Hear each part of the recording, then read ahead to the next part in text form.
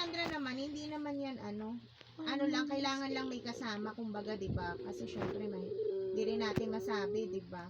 At least nandun sila, nakaupo silang tatlo or sa isang couch, 'di ba? Cellphone.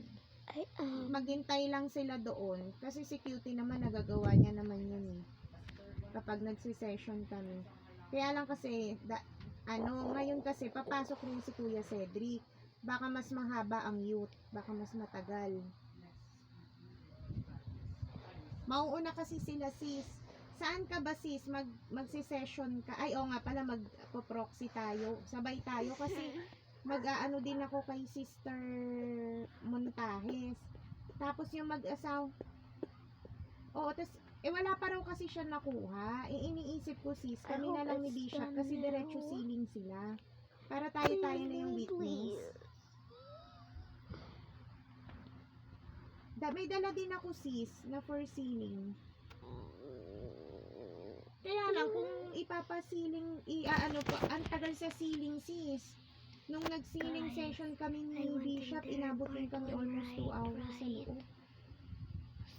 Ang ano ko sana, ibigay ko sa iba. Iabot ko sa iba. Kasi, oo, pero kasi ang priority natin is, ma-witness. Yung, kasi sis, yung baptism for the dead, 12 o'clock sila. So, most probably, 11:30, nandun na sila sa kabila. Hindi na tayo kasama doon. Dito tayo sa kabila. Sa endowment tayo. So,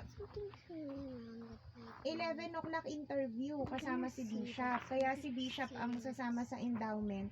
Yung mga youth leaders, sila Brother Julius ang dun sa baptism for the dead. This is what it looks like outside. Oo, mag-a-assist si Brother Tanyag. Mag-a-assist din sila doon.